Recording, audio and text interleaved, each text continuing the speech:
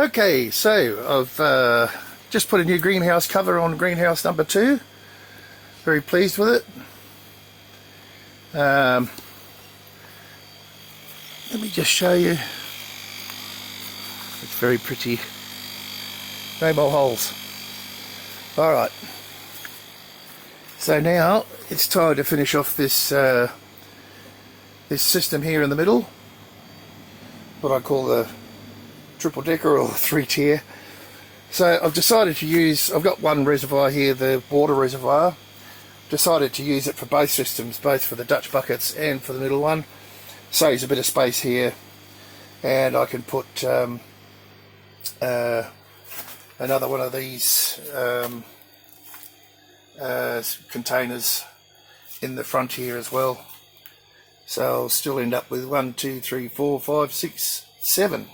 Is that right? Yeah, and one as a reservoir.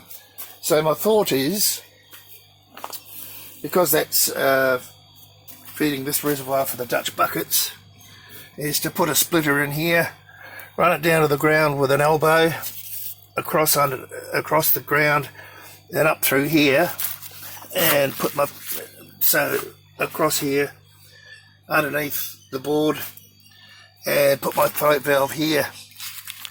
So it's still, you know, well above. So I should be able to manage that. It might not feed if the drum gets quite low, but I never let it get that low really anyway. And then all I've got to do is set up the pump and the air, which I have up there anyway. Just probably have to change some air stones and run a feeder line up to feed those 6 pipes, 6 NFT systems, pipes, and then we will be in business, and I can test the system. And I've got a heap more seeds actually germinating at the moment, so hopefully I can fill all these up, and away we go, lots of production. Okay, it's going to be very difficult. I can't film this and do this with one hand, if you understand what I mean. So I'm going to put it together and then I'll go over it and show you how I've done it. You should be able to follow along. Basically, I decided to instead of put them through the lid, actually cut them out. So I can just lift the lid off and remove it very simply whenever I wish. But I need to keep it in situ, in place, to be able to I'll come back, camera. Oh, there we go, turned off. Yeah, anyway, I'll leave it in place there so I can get all the pipes in the right place, because once it's set in place, you won't be able to move it once it's full of water. Well, you could, I suppose, but it's a pain in the bum. Okay, back when I've done that. Okay, welcome back, folks. We have a working system, so let me go through it. Okay, here's our reservoir here. I've got it all running, just enough water to test it. So, as I said, I've used that reservoir there. I've just split it off, run it along the ground there and staked it down so I can't trip over it. It's not going to be a problem. And brought it up here to my float valve. So that's very simple. It's gravity fed. Not a problem there. You've seen all the piping. So the air pump, which is situated up here, I'll just be able to repurpose it. It's going to be used underneath anyway for all the deep water culture.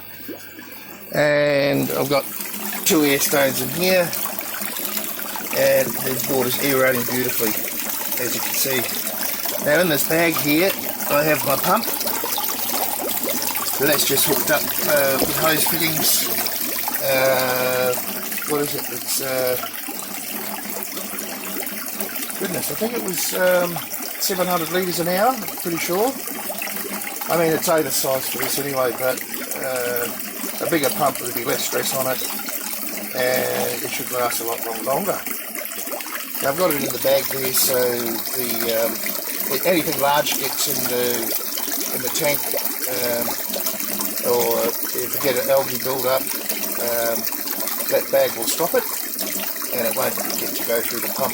So, you know, looking after the pump again. Now from the pump, I've just gone all the way along here, as you can see, all the way to the end, and I've gone up the top first. So it comes in through here, up to the top, and if you can see that, and then goes down and then along to the bottom ones, and I put a tap on the end just in case I need to do anything else. You know, let the water out for some reason at this end, or I get a blockage, or, you know, it could be a myriad of reasons. So basically what it is, I've got T-pieces here all connected up so they won't leak, and you can see the T-pieces with a tap on each one of them, and basically it's just a little 4mm hose there goes into a hole in the pipe which holds it nice and secure. And of course the taps allow me to turn each channel off individually,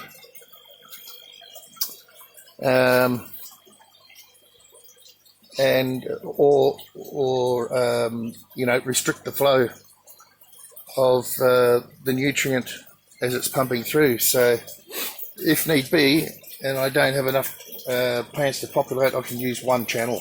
Hello, I've got a leak there, have I? Something dripping. We'll sort this out over time. Yeah, and as I said, the good old glad wrap on the ends works all the time. So that's pretty much it, guys. I've got another tap here too. So anyway, that's if I just want to run the top three and not the bottom three.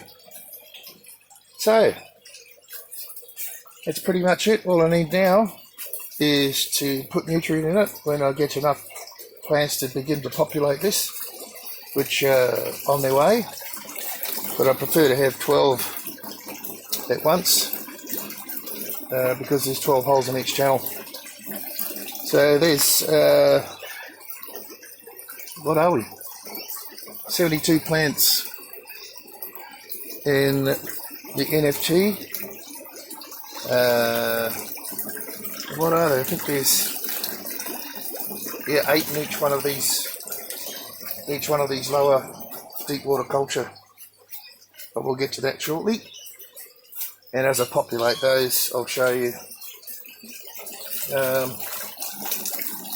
I just should get some watercress going actually, just for personal. So that's how it is. I've decided to plant tomatoes for the winter, all eating tomatoes, etc. So I've got some dwarf toms which are really good producers, some heritage multicoloured tomatoes coming, and also some mini Romas. So they should be really nice, and they will produce all through the winter. And that's about it. Okay. Be back when there's more to tell. Bye for now.